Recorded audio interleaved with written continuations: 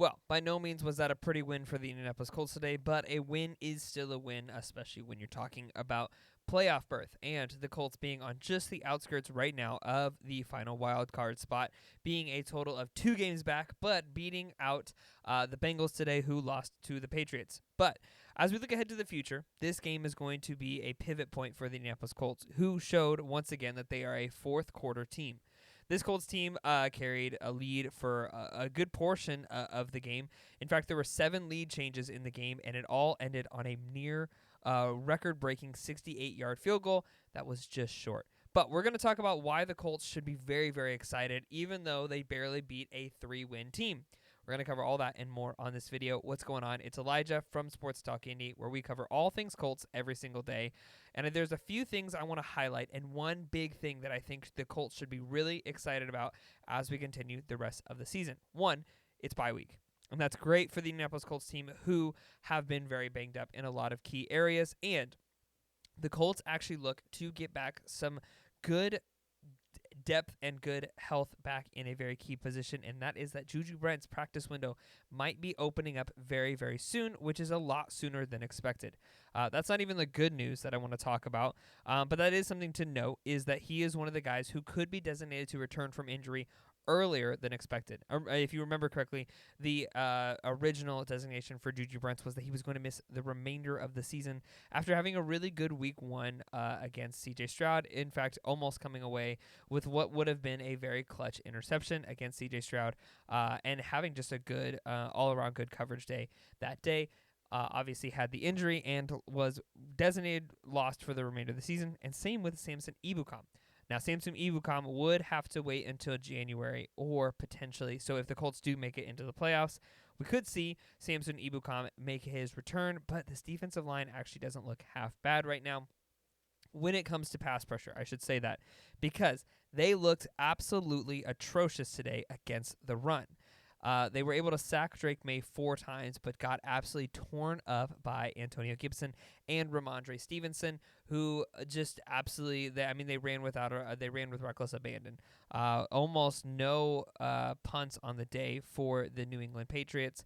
But it didn't matter, because at the end, it was all up to Anthony Richardson, and he came through clutch. But what I want to talk to you about is the big thing, and then we'll kind of get into some more like little things that I think we should all be really excited about. But the big thing is that the Colts brought in a familiar face a couple weeks ago, Mark Glowinski, who, if you remember, was on the Colts for quite a long stint several years ago, nicknamed Glow Sticks, was on the Indianapolis Colts. And the Colts brought him back, signing him as a free agent, I believe off of practice squads, if I remember correctly. But he did a stint with the Giants and then was a free agent. Brought him in, moved Matt Gonzalez over to right tackle, and then brought Mark Glowinski in today, who started at right guard. Now, the offensive line today was kind of everywhere. It was Raymond Nelson, who are your typical left tackle, left guard. But then you had Danny Pinter at center, who was the third-string center, behind Tanner Bortolini, who is dealing with a concussion, and Ryan Kelly, who has been out for a while, is currently on the injured reserve. And then we were running Matt Gonzalez at right guard, but that did switch up today with Braden Smith being out still with some injury issues. But Matt Gonzalez moved over to the right tackle, and then Mark Glowinski actually had a really good day today. And the reason I want to say that is especially on the interior run. Now, the Colts were expected. If you were game planning this game, you would expect the Colts to be pursuing the outside, because it seemed like that would be where big guys like Jonathan Taylor and Anthony Richardson would want to go, would be the outside, right? That's not where the Colts went. A majority of their runs came today on the interior of that offensive line, and they were successful. Jonathan Taylor had 96 rushing yards. Anthony Richardson had 59 rushing yards on the day, including a touchdown and a 2-point conversion, and then 2 rushing touchdowns. And so that's some of the good news, but the good news is actually that after the bye week, the Colts can be expected to welcome back Braden Smith and Ryan Kelly back from injury. They are both designated to return, or expected to return, I should say, following the bye week, which is really, really big, because it means that the Colts will have options. That means that either they can run Matt Gonzalez at right guard, they can run Matt Gonzalez at right tackle, they can run Tanner Bortolini, who's expected to also return. So they're going to have the full depth of the offensive line back from injury, which is massive, especially when you talk about the teams that they're expected to go up against. The remainder of the season should be fairly easy, but it's going to require them winning out because one of the teams that they're in contention with for the final wild card spot is the Denver Broncos, who is coincidentally who the Colts are expected to face following the Week 14 bye. So Week 15 opens up the final remainder of the season, of which the Colts must win out. So the Colts must win against the Broncos, against the Titans, against the Giants, and against the Jags. I do believe that the Jags is the last and the Broncos is the first, but I have my dates mixed up on which one the Giants and the Titans are. So let me know in the comments if I got that wrong. I'll look it up as soon as this video is over.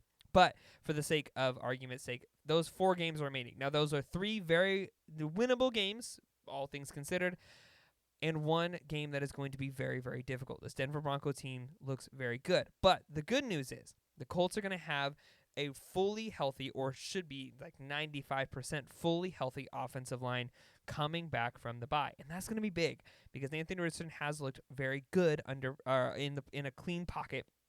Is able to do a lot more.